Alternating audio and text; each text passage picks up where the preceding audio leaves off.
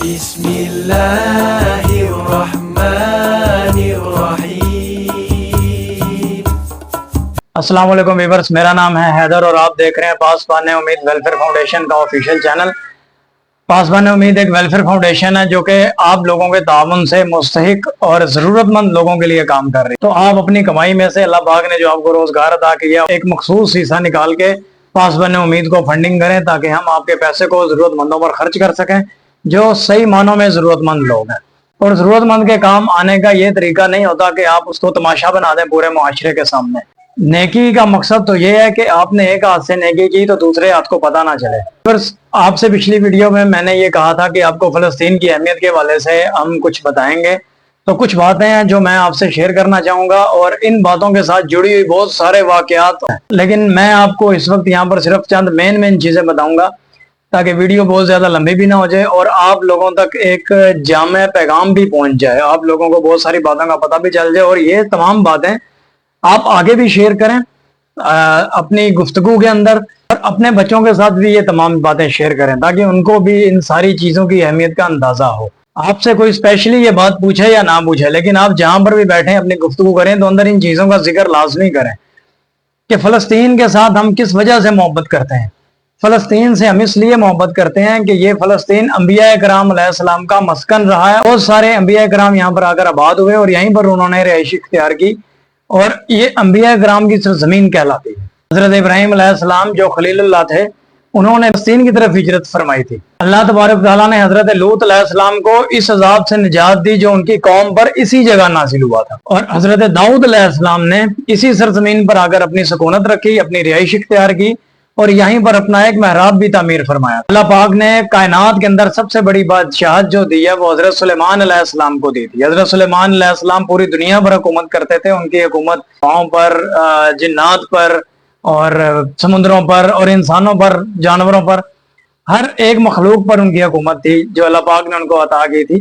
وہ اسی ملک میں بیٹھ کر پوری دنیا پر حکومت کیا کرتے تھے۔ چیونٹیوں کا وہ مشہور قصہ جس میں چیونٹی نے اپنی باقی ساتھیوں سے کہا تھا کہ چیونٹیوں اپنی بلوں میں گھس جاؤ، یہیں اسی ملک میں واقع اسقلان شہر کی ایک وادی میں پیش آیا تھا جس کا نام بعد میں چیونٹیوں کی نام کی نسبت سے وادی النمل بھی رکھ دیا گیا، یعنی چیونٹیوں کی وادی۔ حضرت زکریا علیہ السلام کا جو محراب ہے وہ بھی اسی شہر میں ہے۔ حضرت موسیٰ علیہ السلام نے اس ملک کے بارے میں اپنے ساتھیوں سے کہا تھا کہ اس مقدس شہر میں داخل ہو جاؤ۔ اب انہوں نے اس شہر کو اس وجہ سے مقدس کہا تھا کیونکہ یہ شہر شرک سے پاک تھا اور انبیاء کرام علیہ السلام کا مسکن رہا ہے۔ اس شہر میں کئی معجزات وقوع پذیر ہوئے ہیں جس میں ایک کنواری بی بی حضرت مریم علیہ السلام کے بطن سے حضرت عیسیٰ علیہ السلام کی ولادت مبارکہ بھی ہے، وہ بھی اسی شہر کا معجزہ ہے۔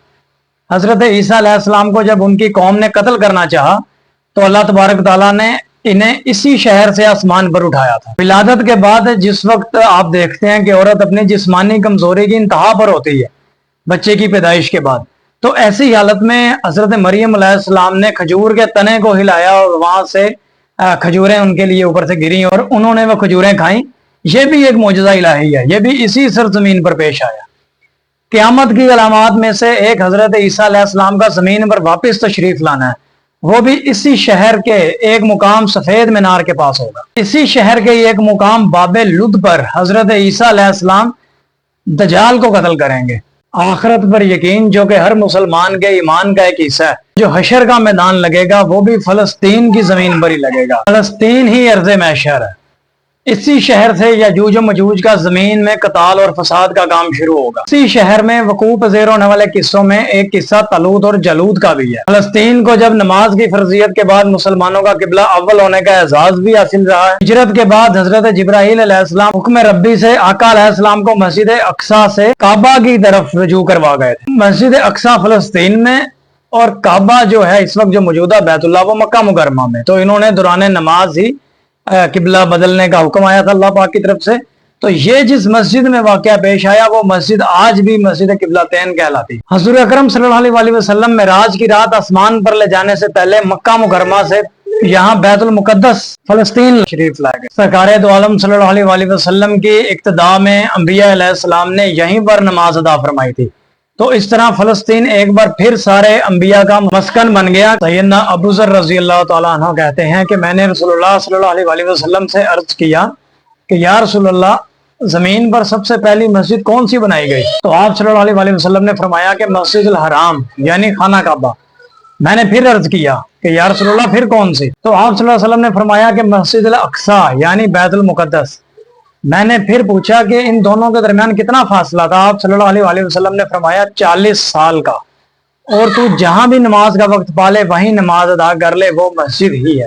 وصال حبیبنا صلی اللہ علیہ وسلم کے بعد حضرت ابوبکر صدیق رضی اللہ تعالیٰ عنہ کو ارتداد کے فتنے اور دیگر کئی مشکلات سے نمٹنے کے لیے عسکری اور افرادی قوت کی اشد ضرورت کے باوجود بھی ارض شام یعنی فلسطین کی طرف آپ صلی اللہ علیہ وسلم کا تیار کردہ لشکر بھیجنا، یہ بھی ایک ناقابل فراموش حقیقت ہے۔ ہسٹری میں جا کر اگر اس واقعے کو دیکھتے ہیں ہم، تو اس سے ہمیں کلیئر یہ پتا چلتا ہے کہ بیت المقدس کی کیا اہمیت تھی۔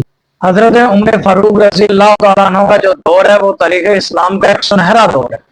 اس کے اندر دنیا بھر میں مسلمانوں نے فتوحات کی، اور دنیا بھر کی فتوحات کو چھوڑ کر صرف فلسطین کو فتح کرنے کے لیے خود حضرت عمر فاروق رضی اللہ عنہ چل کر گئے اور وہاں جا کر نماز ادا کی۔ تو یہ بھی اس شہر کی عظمت کو اجاگر کرتا۔ دوسری بار بینہ معراج کی رات بروز جمعہ 27 رجب کا دن تھا 583 ہجری میں صلاح الدین ایوبی کی ہاتھوں وہ شہر دوبارہ جو فتح ہوا، یہ بھی ایک نشانی ہے فلسطین کے اہم ہونے کی۔ بیت المقدس کا نام قدس قرآن سے پہلے تک ہوا کرتا تھا۔ جس وقت قرآن مجید نازل ہوا تو اس کا نام مسجد اقصی رکھ دیا گیا۔ قدس اس شہر کی اس کی تقدیس کی وجہ سے تھا، جو اسے دوسرے شہروں سے الگ کرتی تھی، اس میں فرق پیدا کرتی تھی، دوسرے شہروں سے ممتاز کرتی ہے، اور اسے رومیوں کے جبر و استبداد سے بچانے کے لیے 5000 سے زیادہ صحابہ کرام رضی اللہ تعالیٰ اجمعین نے جامع شہادت نوش فرمایا، اور شہادت کا دروازہ آج تک بند نہیں ہوا۔ شہادتوں کا سلسلہ ابھی تک فلسطین میں جامع۔ یہ شہر اس طرح شہیدوں کا شہر ہے۔ مسجد اقصی اور بلاد شام کی اہمیت بالکل حرمین شریفین جیسی ہی ہے۔ جب قرآن پاک کی یہ آیت وَالتِّينِ وَالزَّيْتُونِ وَطُورِ سِنِينَ وَهَٰذَا الْبَلَدِ الْأَمِينِ نازل ہوئی تو ابن عباس رضی اللہ تعالیٰ عنہ کہتے ہیں کہ ہم نے التین انجیر سے شام کو، فلسطین کو الزیتون زیتون سے، اور الطور سنین کو مصر کے پہاڑ کو ہے طور جس پر حضرت موسیٰ علیہ السلام اللہ پاک سے کلام کیا کرتے تھے، اس سے استدلال کیا۔ اور قرآن پاک کی یہ آیت مبارکہ وَلَقَدْ كَتَبْنَا فِي الزَّبُورِ مَنْ بَعْدِ الذِّكْرِ عَنِ الْأَرْضِ يَرْثُهَا عِبَادِ الصَّالِحُونَ۔ اس سے یہ استدلال لیا گیا کہ امت محمد حقیقت میں اسی مقدس سرزمین کی وارث ہے۔ فلسطین کی عظمت کا اندازہ اس بات سے بھی لگایا جا سکتا ہے کہ یہاں پر پڑھی جانے والی ہر نماز کا اجر 500 گنا بڑھا کر دیا جاتا۔ ویورز، میں نے یہ آپ کو جو فلسطین کے حوالے سے چند باتیں بتائی ہیں، اس ہر ایک بات کے ساتھ ایک پیچھے قصہ ہے، ایک پیچھے پوری تاریخ جڑی ہوئی ہے۔ یہ سب جاننا ہم پہ لازم ہے کہ ہم ان چیزوں کو جانیں، ہم ان چیزوں کو سمجھیں، ہم خود تحقیق کریں، بجائے اس کے کہ ہم کسی کی باتوں پر یقین رکھیں، لوگ کیا کہہ رہے ہیں، دائیں بائیں سے ہمیں کیا سننے کو مل رہا ہے، ان چیزوں کو چھوڑیں، ہم خود سے تحقیق کریں کہ سچائی کیا ہے۔ تو ان سب باتوں کے پیش نظر فلسطین جو ہے وہ آپ کو پتا چلے گا کہ ہمارے لیے بہت ہی زیادہ اہمیت کا حامل ہے، اور سب سے بڑی چیز جو اس وقت وہاں پر ظلم اور بربریت جاری ہے اسرائیل کی، ہم اس کے خلاف ہیں، اور ہم کبھی بھی کسی بھی صورت اس چیز کو تسلیم نہیں کرتے۔ ہم ہر وقت فلسطین کے حق میں آواز اٹھائیں گے انشاءاللہ تعالی۔ ہم بھی اور آپ بھی فلسطین کے حق میں آواز اٹھانے والے بنیں۔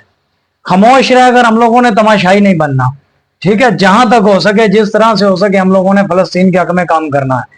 کسی چیز سے ڈرنا نہیں، کسی چیز سے گھبرانا نہیں۔ ڈرنے والی ذات صرف اللہ کی، اور جس ذات سے گھبرایا جائے وہ بھی صرف اللہ کی ذات، اس کے علاوہ کوئی ذات نہیں۔